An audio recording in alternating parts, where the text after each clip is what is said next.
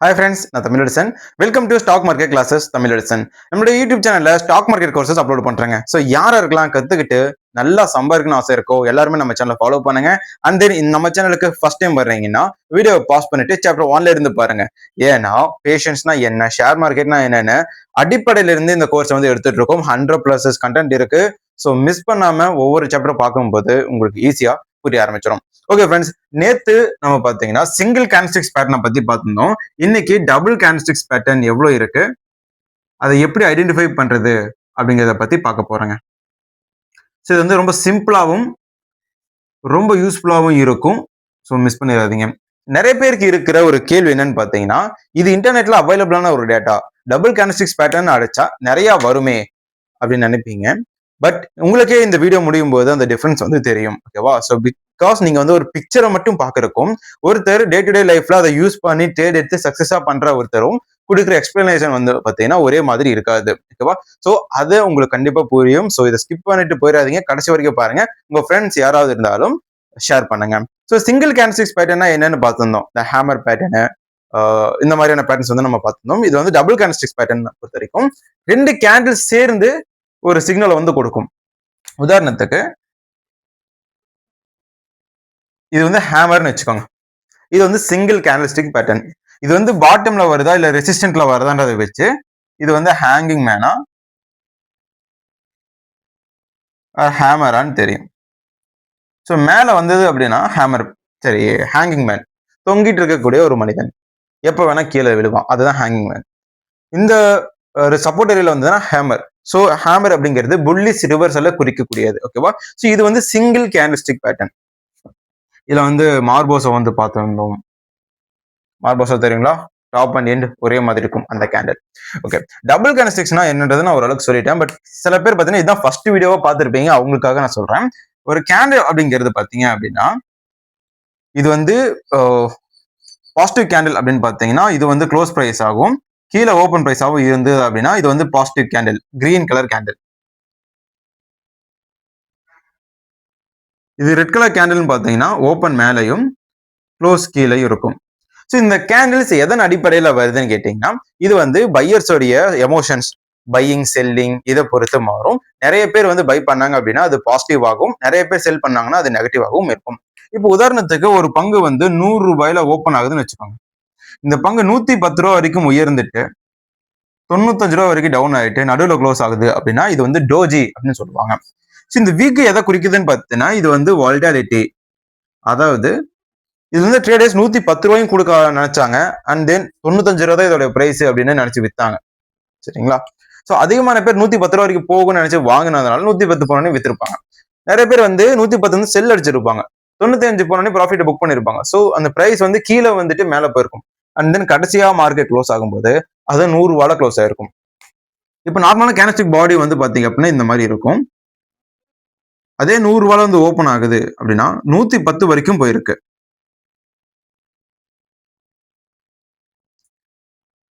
Close ஆகும்போது 105 ரூபாய் close ஆயிருக்கு அப்படின்னா 100ல இருந்து 105 ரூபாய் போய் க்ளோஸ் ஆனதுனால இது பாசிட்டிவான கேண்டில், கிரீன் கலர்ல இருக்கும். பட் 110 வரைக்கும் போச்சு இல்லைங்களா, அந்த ஏரியா வந்து எம்டியா இருக்காது, இந்த மாதிரி ஒரு விக் வந்து இருக்கும். ஸோ இந்த விக் என்னன்னா பிரைஸ் வந்து 110 வரைக்கும் உயர்ந்தது, பட் மார்க்கெட் இதோட பிரைஸ் 110 கிடையாது 105 தானே டிட்டர்மின் பண்ணி இறக்கி விட்டுருச்சு. அதே மாதிரி ஒரு ஸ்டாக் வந்து கீழே சரிஞ்சிருச்சு, 95 ரூபாய் வரைக்கும் சரிஞ்சிட்டு 110 ரூபாயில க்ளோஸ் ஆயிருக்கு. சரிங்களா? ஓப்பன் ஆனது 100 ரூபாயில. ஓகே, 100 ரூபாயில ஓப்பன் ஆன உடனே நிறைய பேர் வந்து வித்து இருக்காங்க. பட் மார்க்கெட் 95 ரூபாய் இதோட பிரைஸ் கிடையாது அப்படின்னு மேல எழுப்பி விட்டுருச்சு. ஸோ க்ளோஸ் ஆகும்போது 100 ரூபாயில இருந்தது 110 போயிருக்கு. ஸோ இது வந்து பாசிட்டிவான கேண்டில். இதே மாதிரி பாத்தீங்க அப்படின்னா ஒரு கேண்டில்ல பாடி ரொம்ப முக்கியம், அதே மாதிரி விக் முக்கியம். இந்த விக்ல தான் பவுன்ஸ் பேக், ரிவர்சல்ஸ் இதெல்லாமே நம்ம கண்டுபிடிக்க முடியும். ஒரு கேண்டில் ஸ்ட்ரென்த் எவ்வளவு அப்படிங்கிறதையும் நம்ம பார்க்க முடியும். இப்போ உதாரணத்துக்கு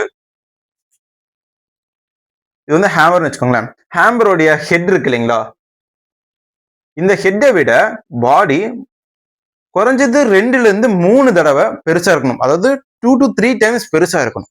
அப்படி இருந்தா தான் இது வந்து ஒரு வேலிடான hammer pattern.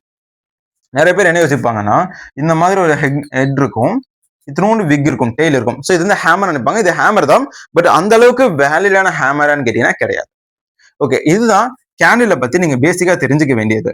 கேண்டிலுடைய body, wick and colour, இதை வந்து நம்ம பார்த்து புரிஞ்சுக்கணும். ஓகே, இது சாப்டர் 35 டபுள் கேண்டில்ஸ்டிக்ஸ் பேட்டர்ன் பார்த்தலாமா? ஓகே, ஃபர்ஸ்ட் பாத்தீங்க அப்படின்னா ரொம்ப சிம்பிளாவே ஆரம்பிப்போம். இது ஹேமர். இந்த ஹேமர் கூட இன்னொரு ஹேமர் வந்தது அப்படின்னா அது வந்து ட்விசர்னு சொல்லுவாங்க. ரெண்டு இருக்கு இல்லைங்களா, ரெண்டு ட்விசர். ஸோ இந்த ட்விசர் வந்து பாட்டம்ல வந்தது அப்படின்னா பை, ட்விசர் பாட்டம்.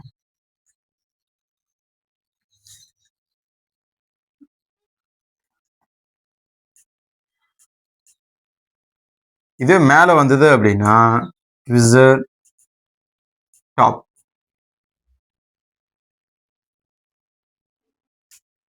சரிங்களா? ஸோ இந்த இடத்துல பாத்தீங்க அப்படின்னா ஒரு டிஃபரன்ஸ் வந்து நீங்க புரிஞ்சுக்கலாம். பேர் வந்து மாற்றங்கள் இருக்கும். ஏன்னா சிங்கிள் கேண்டில்ஸ்டிக்ஸ் பேட்டர்ன்லயும் ஒரு ஹேமர் வந்து பை என்ட்ரி. இங்க ரெசிஸ்டன்ட்ல ஒரு ஹேமர் வந்துச்சு அப்படின்னா ஹேங்கிங் மேன். பட் இது மேல வந்ததுன்னா ட்விசர் டாப் ஆகும், கீழே வந்துச்சுன்னா ட்விசர் பாட்டமாகவும் இருக்கு.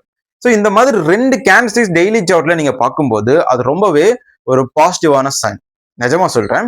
இதை நீங்க பாக்குறதோட விட்டுறாதீங்க. இன்னைக்கே வந்து என்எஸ்சி ஆப்ல போயிட்டு இந்த ஸ்டாக்ஸ், ஆல் ஸ்டாக்ஸ்னு ஒரு ஆப்ஷன் இருக்கும். அதை கிளிக் பண்ணி எல்லா ஸ்டாக்கோடையும் அந்த டெய்லி சார்ட் வந்து ஓப்பன் பண்ணுங்க. டெய்லி சார்ட்டை ஒன்ஸ் ஓப்பன் பண்ணி பாருங்க, கிட்டத்தட்ட ஒரு 2500 ஸ்டாக்ஸ் கிட்ட இருக்கும். என்எஸ்சில வேலிடான ஸ்டாக்ஸ், அதை நான் சொல்றேன். ஸோ அந்த ஸ்டாக்ஸ் எல்லாம் ஓப்பன் பண்ணி பார்த்தீங்க அப்படின்னா உங்களுக்கே ஒரு விஷயம் வந்து புரியும். அதுல வந்து மெஜாரிட்டியா ஒரு குறைஞ்சது ஒரு 100ல இருந்து ஒரு 300 ஸ்டாக் வரைக்கும் இந்த ட்விசர் பாட்டம் ஏதாவது ஒரு இடத்துல நீங்க பார்க்க முடியும். கடந்த ஒரு மாசத்துல மட்டும் ட்விசர் பாட்டம் ஏதாவது ஒரு 300 பங்குகள்ல உங்களால பார்க்க முடியும். ஸோ அதை பார்க்கும்போது என்ன தெரிஞ்சிருக்கும்னு பார்த்தீங்கன்னா ட்விசர் பாட்டம் வந்தோடனையும் இதை வந்து ஸ்டாப் லாஸா வச்சுட்டு என்ட்ரி எடுப்போம். ஷேர் பிரைஸ் வந்து இப்படி வேவ்ஸ் மாதிரி ஏறி ஒரு ரெசிஸ்டன்ட்டை ஃபைண்ட் அவுட் பண்ணி ஒரு புல் பேக் நடந்து இந்த ரெசிஸ்டன்ட்டை போய் டச் பண்ணிருக்கும். ஏன்னா எந்த பங்குமே டைரக்டா போகாது, இந்த மாதிரி வேவ்ஸ்ல தான் போகும். வேவ்ஸ்ல போய் வந்து டச் பண்ணும். ஸோ இந்த மாதிரி போகும்போது மேக்சிமம் ஆஃப் த ட்ரேட்ல வந்து நமக்கு 30ல இருந்து 45% வரைக்கும் ரிட்டர்ன்ஸ் அசால்ட்டா நமக்கு கிடைக்கும் இந்த ட்விசர் பாட்டமை பொறுத்த வரைக்கும். ட்விசர் டாப் வந்து விட்டுருங்க. இதை வந்து ட்ரெண்டை மட்டும் நீங்க கண்டுபிடிச்சுக்க யூஸ் பண்ணிக்கோங்க. இல்ல ஆப்ஷன் செல்லிங், ஆப்ஷன் பையர்ஸ் யாராவது இருந்தீங்க, டெரிவேட்டிவ் மார்க்கெட்ஸ்ல, கமோடிட்டி மார்க்கெட்ல யாராவது இருக்கீங்க அப்படின்னா ஆப்ஷன் செல்லிங் பண்ண இது உபயோகமா இருக்கும். ட்விசர் பாட்டமோடைய அழகே பார்த்தீங்கன்னா ஸ்டாப் லாஸ் வந்து ரொம்ப கம்மியா இருக்கும். ஒரு 2%, 4% வந்து ஸ்டாப் லாஸ் இருக்கும். இதுதான் இது தனி அழகே. ஒரு 4% ஸ்டாப் லாஸ்ல உங்களுக்கு 30% ட்ரேட் கிடைக்க போகுது அப்படின்னா அது வந்து சூப்பரான ஒரு ஆப்பர்ச்சுனிட்டி. ஸ்விங்ல இதுக்கு சான்சஸ் அதிகமா இருக்கு. பட் இதை நீங்க வெயிட் பண்ணி தேடி கண்டுபிடிக்கணும். ஸோ ட்விசர் டாப் பத்தி புரிஞ்சிருச்சுங்களா? வெறும் 3 to 4% அதுல இருந்து உங்களுக்கு 30% ரிட்டர்ன்ஸ் கிடைக்க இந்த ட்விசர் பாட்டம், ட்விசர் டாப் பாட்டம் ரொம்ப யூஸ்ஃபுல்லா இருக்கும். அடுத்தது என்கல்ஃபிங். ஆக்சுவலா ஷேர் மார்க்கெட்ல என்னன்னு தெரியாதவங்க கூட என்கல்ஃபிங் வந்து பாக்குறாங்க. பட் இதோடைய பேக் சைடு என்னன்னு பாத்தீங்க அப்படின்னா, அதாவது டார்க் சைடு வந்து ஈஸியா ஃபேக்கான சிக்னல்ஸ் வந்துடும். அந்த ஃபேக்கான சிக்னல்ஸ் ஏன் வருது அப்படின்னா respective support and resistant area தெரியாம இருக்கிறதுனால தவறான இடத்துல இந்த என்கல்ஃபிங்கை பார்த்துட்டு பையிங்கோ செல்லிங்கோ வந்து பண்றாங்க. ஸோ இது பண்ணும்போது தான் அது வந்து நெகட்டிவ்ல போய் முடியுது.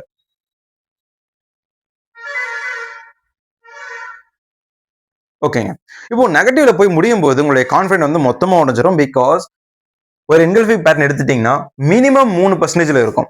மினிமம் 3ல இருந்து 8, 10, 12, 15% கூட ஸ்டாப் லாஸ் வந்து இருக்கும். ஸோ இந்த என்கல்ஃபிங் பேட்டர்ன் பார்த்தீங்க அப்படின்னா அது ரெகுலரா வர்ற பேட்டர்ன் தான். ஸோ இதனால இன்னொரு சிக்கல் என்னன்னு பார்த்தீங்கன்னா இந்த பேட்டர்ன்ல ரெசிஸ்டன்ஸ் பக்கத்துலேயே இருக்கும். அதை நீங்க கவனமா பார்க்கணும்.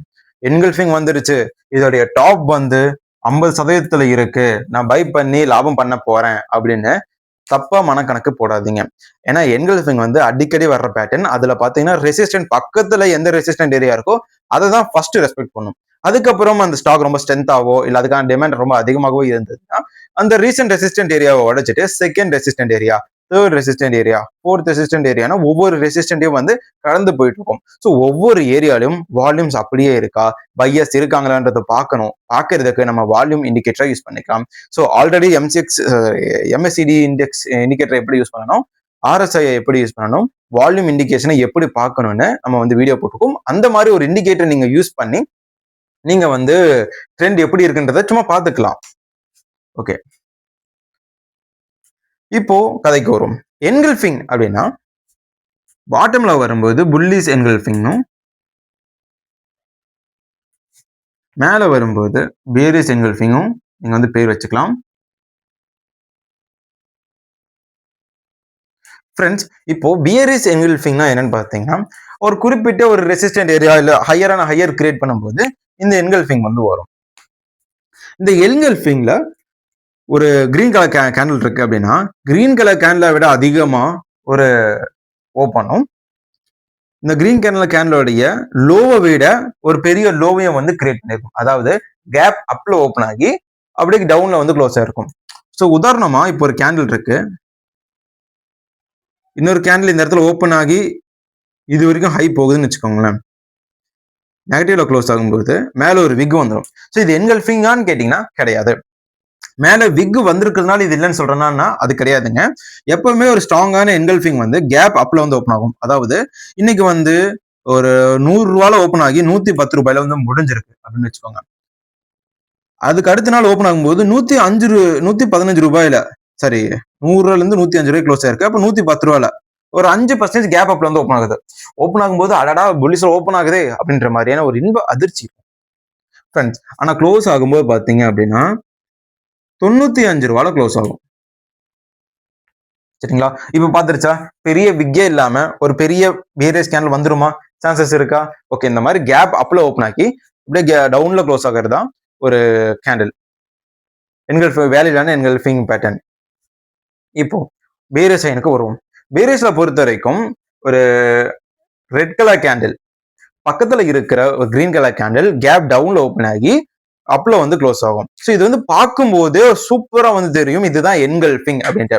ஸோ நமக்கு என்ட்ரி வேணும் அப்படின்னு சொல்லிட்டு விக் இருக்கு, அந்த விக் கழிச்சிட்டு நம்ம என்ட்ரி எடுப்போம்னு விக் நீங்க கழிச்சீங்க அப்படின்னா அங்கதான் நிறைய பேர் மாட்டாங்க. எஸ், நிறைய பேர் வந்து இந்த இடத்துல விக் இருக்கும்போது இப்படி ஒரு விக் இப்படி ஒரு விக் இருக்கும். ஸோ இப்படி இருக்கும்போது இது என்கல்ஃபிங் நினைச்சிருவாங்க. ஆனா பெரிய விக்கா இருந்தா அது என்கல்ஃபிங்கா மாறாது. அது வந்து ஒரு வால்டிலிட்டியான ஒரு நார்மலான கேண்டில் தான். என்னதான் உங்களுக்கு எல்லாமே இருந்தாலும் இந்த மாதிரி விக்ஸ் வந்துன்னா நீங்க பொறுமையா இருங்க. பொறுமையா இருக்கும்போது ஒரு ஹேமர் பேட்டர்ன் வந்து பக்கத்துல கிரீன் கலர் பேட்டர்ன் வரும். இது வரும்போது நீங்க வந்து எடுத்துக்கலாம். ஸோ இந்த மாதிரி வரும்போது நீங்க என்ட்ரி எடுத்துட்டு ப்ராஃபிட் பண்ணலாம். ஏன்னா நமக்கு வந்து ஒரு நார்மலான ஒரு கன்ஃபர்மேஷனும் புல்லிஸ் கன்ஃபர்மேஷனும் ஒரே இடத்துல வந்து கிடைக்கும். ஓகேவா? ஸோ இதை உங்களுக்கு நான் என்ன சொல்ல வரேன்னு பார்த்தீங்கன்னா, என்கல்ஃபிங் மாதிரி இருந்து அது என்கல்ஃபிங்கா இல்லாத பட்சத்துல அந்த ஸ்டேரை வந்து ஒரு வாரத்துக்கு வாட்ச் பண்ணுங்க.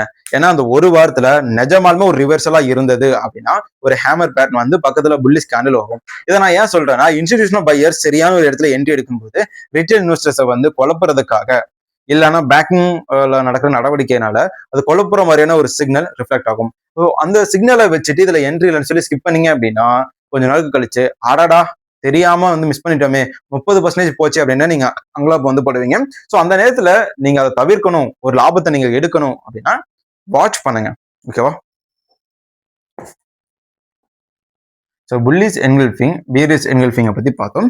இதுல நீங்க லாபம் ரொம்ப பெருசா எதிர்பார்க்க முடியாது. இது காமனான கேண்டில் அப்படிங்கிறதுனால ஒரு நார்மலான ஒரு என்கல்ஃபிங்ல இருந்துட்டு, அதாவது வேலிடான சப்போர்ட் ஏரியால இருந்தா அதோடைய கதையை வேற. பட் மிட் ரேஞ்சில் பாத்தீங்கன்னா பக்கத்துல இருக்க ரெசிஸ்டன்ட் ஏரியால நீங்க பார்க்கணும். சரியா?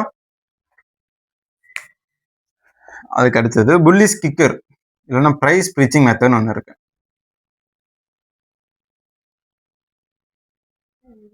ஃப்ரெண்ட்ஸ், இந்த பியர் ஸ்பீச்சிங் அப்படின்னு ஒரு மெத்தட் இருக்கு இல்லைங்களா, சரி பிரைஸ் ஸ்பீச்சிங், இது வந்து ஒரு சூப்பரான ரிவர்சல் பேட்டர்ன். இது வந்து கிக்கர் பேட்டர்ன் அப்படின்ற மாதிரி சொல்லுவாங்க. ஸோ நான் பர்சனலாக எப்போ யூஸ் பண்ணுவேன்னா, ஒரு புல் பேக் நடக்கும்போது ஒரு ஸ்டாக் வந்து மேலே ரைஸ் ஆயிட்டு கீழே ஒரு புல் பேக் நடக்கும். புல் பேக் நடக்கும்போது இந்த பிரைஸ் ஸ்பீச்சிங் வந்தது அப்படின்னா இந்த ரெசிஸ்டன்ட் ஒரு ரெசிஸ்டன்ட் ஏரியா இருக்குன்னா அது உடச்சிட்டு மேலே போகும், இல்லை அது டச்சும் போகணும். ஸோ இந்த மாதிரி நேரத்தில் நமக்கு மினிமம் 15% ரிட்டர்ன்ஸ் வந்து தாராளமாக இந்த பேட்டர்ல நம்ம எடுக்க முடியும். பட் அதுக்கு நம்ம வேலிடான புல் பேக் ஏரியாவை வந்து நம்ம வந்து வாட்ச் பண்ணிட்டே இருக்கணும், வருதா இல்லையான்ட்டு. அந்த கேண்டில் எப்படி இருக்குன்னு பாத்தீங்கன்னா, இது வந்து ஒரு வீரியஸ் கேண்டில் வச்சுக்கோங்க. கேப் அப்ல ஓப்பன் ஆகி இந்த ப்ரீவியஸான ரெட் கேண்டிலுக்கு மேல க்ளோஸ் ஆயிருக்கும். சரிங்களா? ஸோ இந்த கேப்பட் ஏரியா இருக்கு இல்லைங்களா, இதுதான் அந்த கிக்கர்னு சொல்லுவாங்க. ரெட் கலர் கேண்டலோட ஹையை வந்து உடைச்சிட்டு மேல வந்த மாதிரி அது ஒரு பேர் அமைப்பு வந்து வச்சிருக்காங்க. இது ரொம்ப யூஸ்ஃபுல்லா இருக்கும். And bearish shadow pattern. இது ரெட் கலர் கேண்டில் வச்சுக்கோங்களேன். கேப் டவுன்ல ஓப்பன் ஆகி லோவை கட் பண்ணி கீழே வந்து ஓப்பன் ஆகும். இது வந்து ஷேடோ, பியரிஷ் ஷேடோ அப்படின்னு இருப்பாங்க. ஸோ இந்த பியரிஷ் ஷேடோவும் பிரைஸ் பிரீச்சிங்கும் ரொம்ப முக்கியமான விஷயம். ஏன்னா higher and low, higher high இதெல்லாம் கிரியேட் பண்ணும்போது பிரைஸ் பிரீச்சிங் இந்த ஷேடோ வந்து அடிக்கடி நீங்க பார்க்க முடியும். இது வந்து நார்மலான கேண்டில் அப்படின்னா அதை ஸ்கிப் பண்ணீங்க அப்படின்னா உங்களுக்கு லாஸ் வந்துடும். ஏன்னா பயங்கரமான ரிவர்ஸல குறிக்கக்கூடியது இது. அண்ட் ஹராமி பேட்டர்ன் ஒன்று இருக்கு. இந்த ஹராமி பேட்டர்ன் வந்து பாத்தீங்கன்னா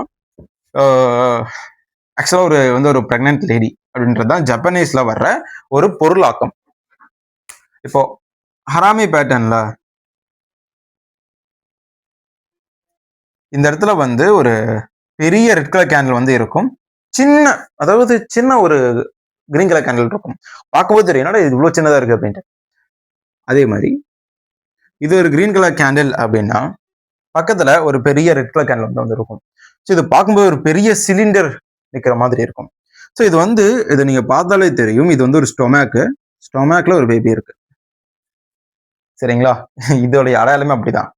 ஸோ இந்த ஸ்டொமக்கை விட்டு மேல வந்துருது அப்படின்னா இது வந்து புல்லிஸ் ஏரியா. இந்த மாதிரி வந்ததுன்னா அபார்ட். சரிங்களா? ஸோ இது உங்களுக்கு புரியும். நான் வந்து எக்ஸ்பிளைன் பண்ண விரும்பல. இதை நான் சொல்றேன். இது என்னன்னு பார்த்தீங்கன்னா இது வந்து பாசிட்டிவான விஷயங்கள். ஒரு நியூ பார்ன் பேபி வந்து பார்ன் ஆயிருக்கு. அப்போ அது வந்து வளரும் அப்படின்ற சைன்ல தான் இது வந்து ஹராமி பேட்டர்ன் அப்படின்னு சொல்றாங்க. இந்த பேட்டர்ன் வந்து நீங்க ரொம்ப ட்ரை நோட் ஏரியால தான் கண்டுபிடிக்க முடியும். அதாவது ஒரு ஸ்டாக் வந்து 100 ரூபாயில இருந்து ஒரு 50 ரூபாயில ட்ரேட் ஆயிட்டு இருக்கு, 80 ரூபாயில ட்ரேட் ஆயிட்டு இருக்கு அப்படின்னா அந்த வால்யூம்ல ட்ரை ஆனதுக்கு அப்புறம் தான் இந்த ஹராமி பேட்டர்ன் நீங்க பார்க்க முடியும். உடனே இந்த புள்ளி செங்கல்ஃபிங் மாதிரி அதிரடியா ஒரு ரிவர்ஸ் வந்து இருக்காது. இந்த ஹராமி ரிவர்சல்ஸ் வெறும் 2% 3% நீங்க வந்து பார்க்க முடியும். ரொம்ப ஒரு சக்தி வாய்ந்த ஒரு பேட்டர்னா நான் இதை கருதுறேன்.